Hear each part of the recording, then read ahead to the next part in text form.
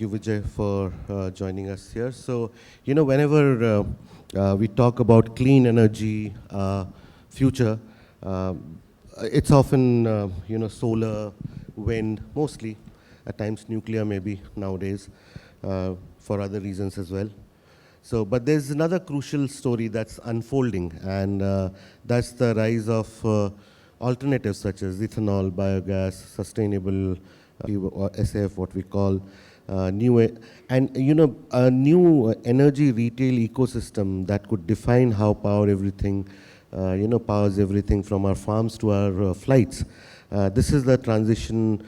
It's not just about reducing emission, but also creating a more reliant, rural-rooted, fuel economy. So, and for that, thank you for joining us and talk to us through what you've been doing at TruAlt. You have a sizable ethanol production as of now, something which we've been trying for a long time. The blending program is there. We are yet to reach where we want to be, yet the start has been very promising. So what have been your key learnings really in this journey, and how has that shaped your future outlook for the sector? Thank you so much for having me here, Saurabh. And thank you so much to everyone who stayed back. I know it's already lunch hour and we're running maybe 10-15 minutes late into the show. Yeah, this is the most difficult, session of any event. So you're right. This is a very interesting sector that is booming out, thanks to the national biofuels policy that Government of India has drafted. A phenomenal story that is literally empowering not just the economy, but also the weakest link in the economy, the farmers. Most of the input that goes into making these biofuels that we make, that is ethanol or compressed biogas, eventually sustainable aviation fuel, green hydrogen from biomass, all of these are some products that come in from agricultural residue, municipal solid waste, and other wastes that have zero value today. So happy to share that these businesses that we are into are not just net zero, these eventually become carbon negative products that we end up producing. So TruAlt Bioenergy, we have a history of less than 2.5 years in business now. And it's kudos to the guys, that the people in the government, they have drafted such beautiful policies that a startup could end up becoming one of the largest ethanol manufacturers in just 2.5 years. One of the largest compressed biogas manufacturers, maybe in the next 1 year. We have 17 CBG plants coming up. Maybe one of the largest sustainable aviation fuel plant using ethanol as feedstock. Of course, we're waiting for an offtake partner tie-up to happen, and we start the groundbreaking. Also, as an OMC, we have also ventured into new age businesses where we chain up fuel retail networks. So I give all of these credit to the Government of India and all the policymakers. It's because of them that companies like us, and largely the country, is progressing at this rapid pace. Okay. All right. So you spoke about the new, your connections with the farmland for the rural areas. So talk to us through something which I came across, which is farm to fuel and back to farm model that probably you adopted. Tell us what's it? How does it work? It's a phenomenal story. So take, for example, sugarcane. We take in one product that goes into making sugar. Yeah. The different kinds of sustainable usage of this one product, sugarcane, grown by the farmer, right? First, we make sugar out of it. That is energy to the human bodies. The residual waste called molasses comes into our ethanol production. We make ethanol out of it. Ethanol becomes an energy. It can be consumed independently or used in blending, or it can eventually end up fueling your flights. Then comes your press mud, the mud that is there in your sugarcane. That press mud gives you methane, compressed biogas. And the residual waste after extracting methane becomes your fermented organic manure that goes back to the farmer. And interestingly, the compressed biogas that we make now, see, one of the biggest automations that our farmers today in India have are the tractors. And we don't have a lot more automation than the tractors currently. And what we are doing is converting these tractors which run now on diesel into CNG or compressed biogas. So the gas that is being produced using the feedstock of the farmer is now fueling his tractor and energizing his needs. Again, the residual waste, the fertilizer, goes back into nurturing his crop, and then he gives us the crop back so that we harvest it for him, and it's a cyclical, the nature of the business is very, very cyclical per se. Going a step ahead, this is also creating not just products for the farmer, but an opportunity for additional revenue and an opportunity to create different sources of income for our farmers. So our group works with more than 3,500 farmer families across Karnataka, Maharashtra, and we've recently acquired a plant in Bihar. So across these three states, we operate.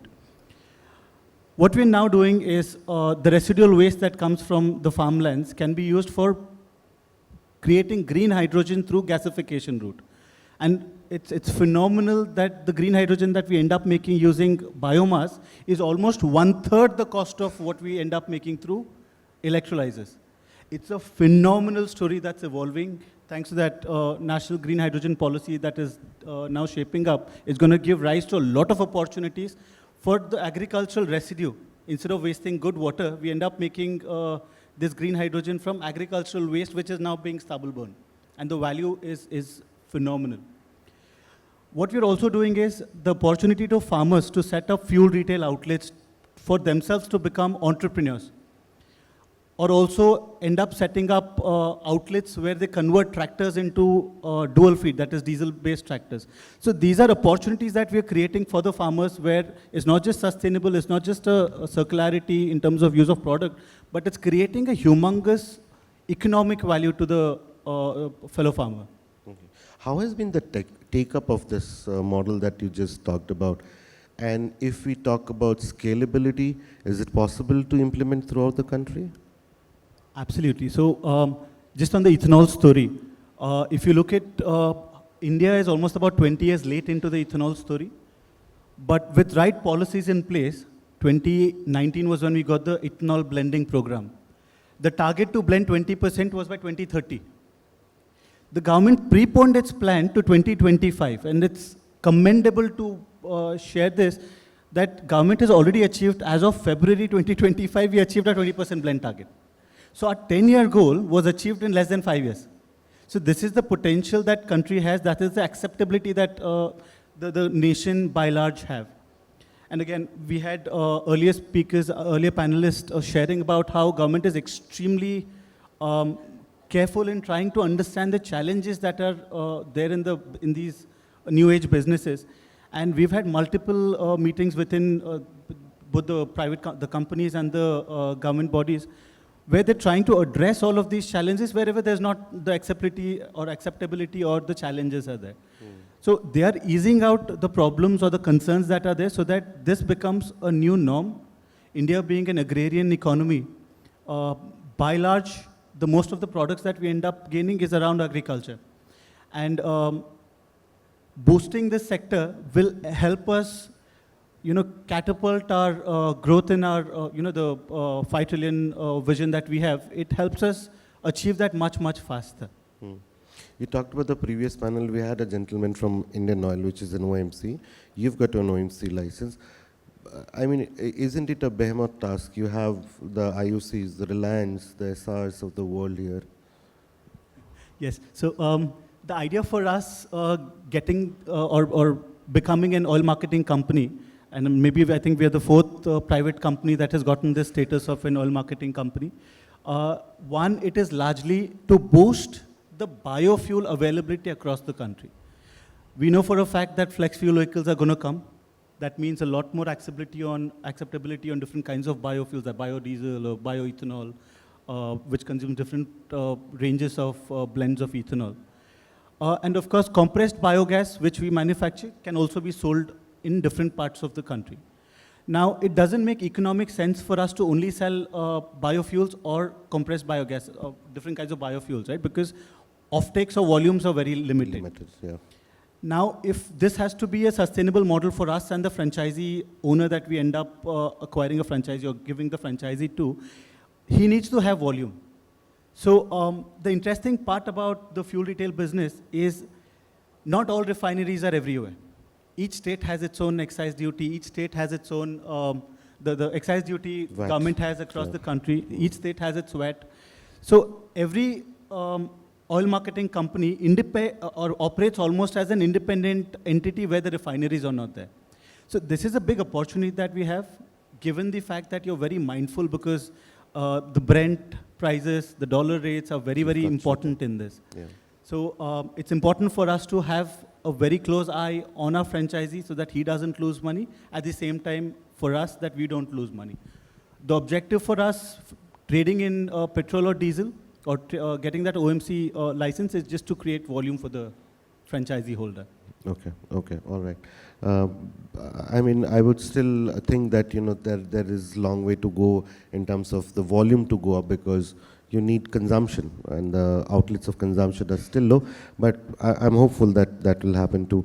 You know, I would want to understand from you something else also, that you have a grain to ethanol program also, right? So how does this balance when it comes to fuel concern versus food concern? And also, how ethical is it? So how do you ensure that this is ethical? So India has a huge land body. The land mass, we have only about, we're consuming less than 37% of our gross land mass for agricultural use. And just with that, India is almost debatably the largest manufacturer of sugarcane.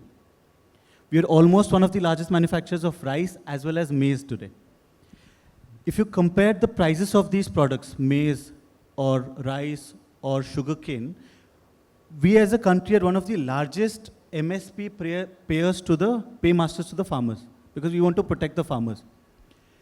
What ends up happening is we buy very expensive from the farmers, and at times when we don't have enough consumption within the country, we have to export it out at much cheaper price.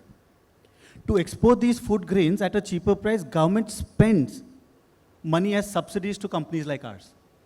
See, it's a waste of taxpayers' money, and it's an illogical way of using our strengths.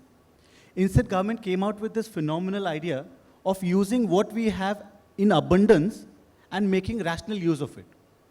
Let's take case, for example, the availability of rice today. 2025, we have almost produced close to 37 million metric tons of rice. Our consumption is only about 26 million metric tons. We have almost about 9 to 10 million metric tons of excess rice available in today's scenario. What do you do with it? You're paying a huge MSP, and you're storing it in your godowns. And if it is not utilized in the right time, it decays. Your FCI godowns, especially the rice or grains that is kept for your national disaster relief, which has to be stored for 2 years, 3 years. A little no concentration on fumigation spoils this entire grains. So we end up using such grains. If we end up using grains which are good also, we are using only those that end up reducing the trade deficit that we are building on.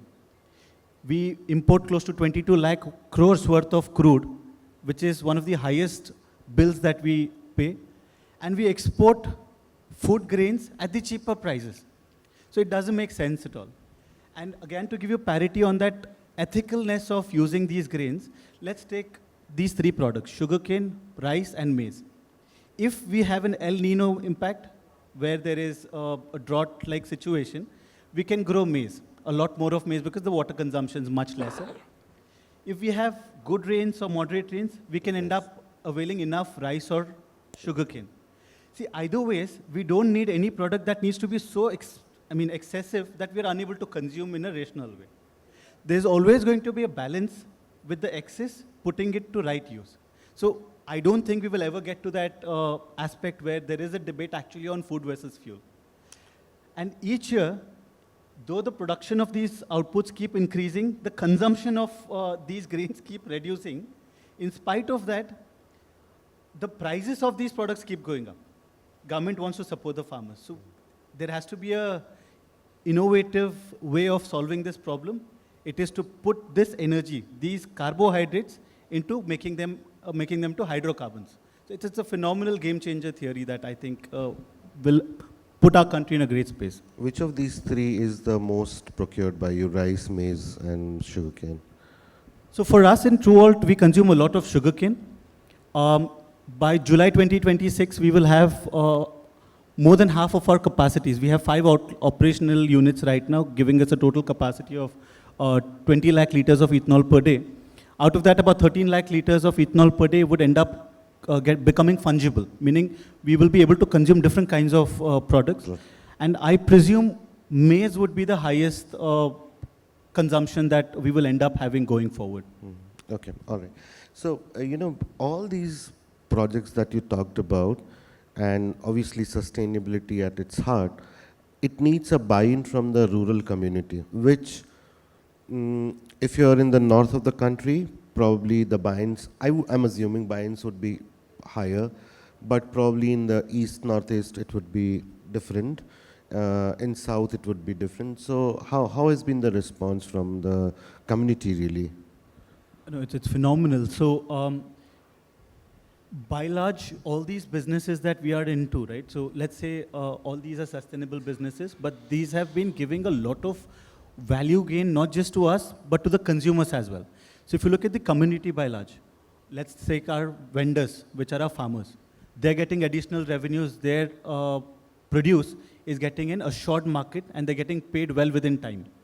Let's take operators like us. We have a new business to do. We have an assured offtake from oil marketing companies or different consumers, thanks to the policy support. And we have assured feedstock from the farmers. So we as operators are very happy. Let's take our consumers. So far, the ethanol blending program has been so phenomenal for the oil marketing companies. You see that in their quarterly reports. The oil marketing companies have been posting one of the highest profits in the last 1.5 years, thanks to these stories. Let's take the allied businesses. This is creating, let's say transporters or vendors, which is creating a lot more of business growth opportunities for everyone. So they are happy. Let's take, the employees sector, the people who needs employment. All of these guys are getting such huge opportunities in new spaces. I think the whole community as a whole is getting hugely impacted in a very positive manner, which is why there is so much of thrust in this space, not just in India, but overall in the globe. All right. Okay. Thank you so much, Vijay, for joining us here. It was wonderful to have you, and we wish you all the luck. I think these are the kind of initiatives that are really required, not only at the which are not only urban centric, but are looking at rural areas to develop them, to make them, help them diversify their income sources and the way they can also live sustainably, which will help us achieve our goal of net zero 2070. Thank you so much for joining us here. Thank you so much, Saurabh.